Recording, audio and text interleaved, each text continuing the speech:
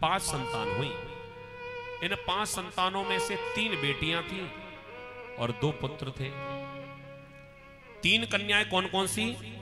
आकृति, देवहूति और प्रसूति, ये 3 कन्याएं थी। 2 बेटा थे, प्रियव्रत और उत्तानपाद। ये बेटियों का विवाह कहां कहां हुआ था? पहले तो बेटियों का वंश सुनाया, क्योंकि हमारे सनातन धर्म की पद्धति में माताओं का जो स्थान है वो किसी और धर्म में नहीं हो सकता। और अभी की बात नहीं, ये सनातन, ये पुरातन की बात है, बहुत पुरानी है। हमारे यहां माताओं को पहले रखा जाता है हर जगह। कोई भी आपको राम सीता कहता हुआ नहीं मिलेगा। हमेशा जब भी किसी से मिलते हैं तो हम लोग क्या कहते हैं? सीताराम, राधे श्याम, नव पार्वती पते, हर हर महादेव। पहले माता का नाम आता है, तब भगवान का नाम आता है। और प्रभु की कथा में भी देखो, माताएं आगे बैठी हैं और हमारे भाई लोग पीछे। हर काम में माताएं शुरू से ही आगे रही है। कोई भी काम हो, चाहे भक्ति का काम हो, श्रद्धा का काम हो, माताएं आगे। दान में माताएं आगे, भजन कीर्तन में माताएं आगे, सेवा करने में माताएं आगे, बातें करने में और लड़ाई झगड़ा करने में। प्रेम से बोलो राधे राधे। हर चीज में आ गया। और हमारे मन की बात नहीं है, ये पुरातन की बात है। पहले बेटों का वंश नहीं सुनाया, पहले बेटियों का वंश सुनाया। वैसे तो हमारे यहां पर यह ऐसी परंपरा है कि जो वंश बढ़ता है वो बेटे से आगे बढ़ता है। लेकिन संतों की दृष्टि में जब भागवत का ये सृष्टि क्रम सुनाया तो सुखदेव जी ने पहले बेटियों के विवाह कहां कहां हुए और उनको कौन कौन बेटा हुए, ये कथा पहले सुनाई। तो मनु महाराज की जो 3 कन्याएं थी, इन 3 कन्याओं में से जो मझली बेटी थी देवहूति, ये देवहूति का विवाह हुआ कर्दम ऋषि के साथ। ये कर्दम ऋषि बड़े तपस्वी थे और कर्दम ऋषि जब तपस्या से प्रभु को प्रकट कर लेते हैं, सो भगवान ने वरदान के लिए पूछा क्या चाहिए तुम्हें? तो कर्दम ऋषि ने क्या वरदान मांगा? महाराज, तथा स चाहूं परिभोढ काम समान शीलां ग्रह में दुधेनु धेनु।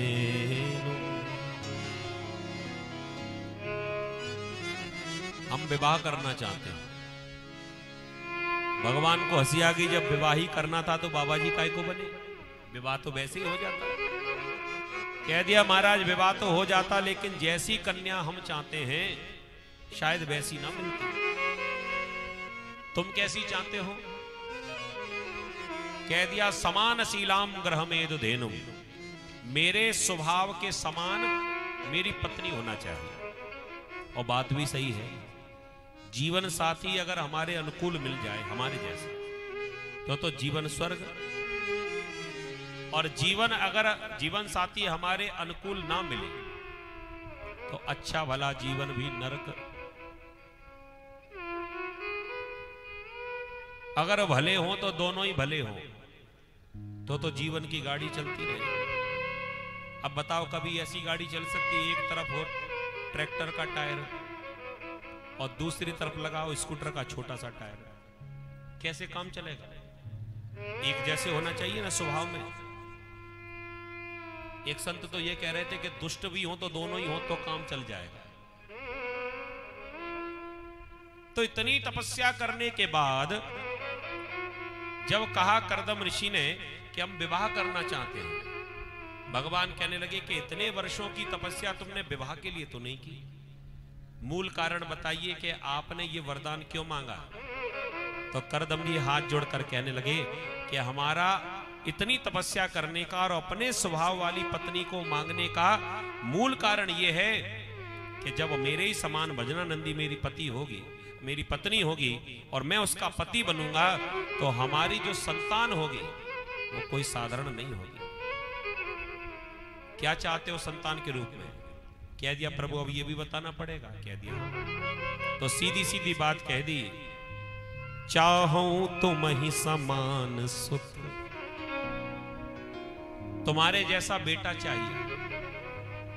भगवान ने कहा तो इतना घुमा फिराकर भूमिका काय को बना, सीधे सीधे कहो ना कि आप हमारे बेटा बन जाओ, क्योंकि मैं पूरी दुनिया में ढूंढूंगा लेकिन मेरे जैसा तो कोई दूसरा है ही नहीं। आप सरे से कहां खो जाऊं जाई, मेरे जैसा तो मैं ही हूं। कह दिया नहीं महाराज, मैं ये तो नहीं कह सकता कि आप मेरे बेटा बनो, लेकिन मैं ये कहूंगा कि आपके समान, आपके जैसा बेटा मुझे चाहिए। एक बार उसका दर्शन कर लूं बेटे के रूप में, बस मेरा जीवन सफल हो जाए। भगवान ने कहा तो मैं तुम्हें वरदान देता हूं, मैं स्वयं ही तुम्हारा पुत्र बनकर आऊंगा। पहले विवाह करो। किसके संग? कह दिया वो व्यवस्था मैंने कर दी है, परसों के दिन मनु महाराज आ जाएंगे तुम्हारे आश्रम में। ना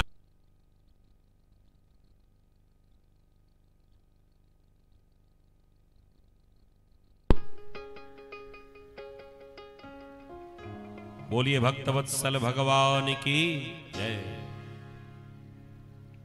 नारद जी की प्रेरणा हुई और मनु महाराज अपनी बेटी का रिश्ता लेकर सीधे जंगल में पहुंचे और कर्दम ऋषि के साथ जाकर अपनी बेटी का विवाह संपन्न कर दिया।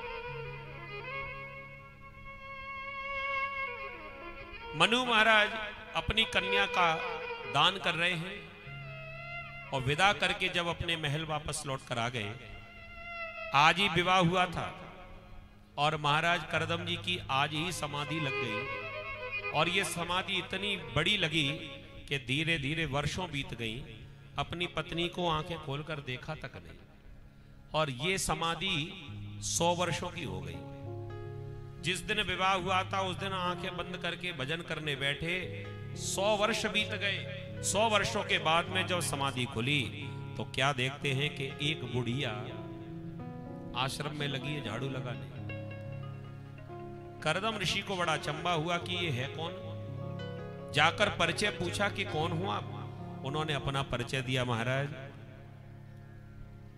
मैं आपकी पत्नी हूं अर्धांगिनी, मेरा नाम है देवहूति।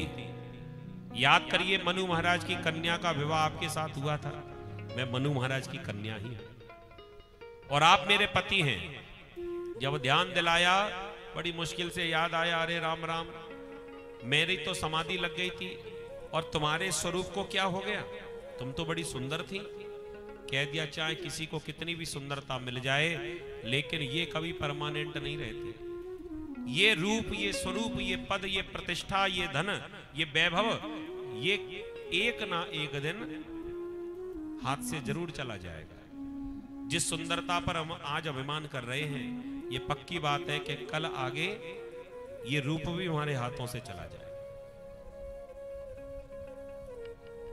सुखदेव जी महाराज वर्णन करते हैं, राजन परीक्षित, कहा करदम जी ने कि इतने दिनों से मेरी सेवा कर रही हो, तुम चाहती तो अपने पिता के घर वापस जा सकती थी। 100 वर्षों से मैंने तो तुम्हारा ध्यान नहीं दिया, मैंने तुम्हें कोई सुख नहीं दिया। मैया देवहूति ने कहा कि मेरे माता पिता ने मुझे यह सिखाया है कि जब तक विवाह नहीं हुआ तब तक तुम्हारा पिता के घर पर अधिकार है। पिता का घर बेटी का घर, लेकिन विवाह होने के बाद तो पति का घर ही उसका सच्चा घर माना जाता है। और महाराज मैं अपने पिता के घर चली भी जाती, बेटी अपने मायके चली जाए कोई बुराई थोड़ी है, लेकिन इसमें भी एक शर्त है और शर्त यह है कि जब तक पति की सहमति ना हो, पति आज्ञा ना दे, तब तक मायके नहीं जाना चाहिए। और जो बिना पति की आज्ञा के मायके जाती हैं उनका अनिष्ट होता है। और आप अगर हमारी बात पर विश्वास ना करें तो थोड़ी देर के बाद में सती की कथा आएगी। भोलेनाथ की आज्ञा लेकर नहीं गई, बहुत मना किया भोलेनाथ ने, और जब नहीं मानी तो देवी सती को अपने शरीर को भस्म करना पड़ा।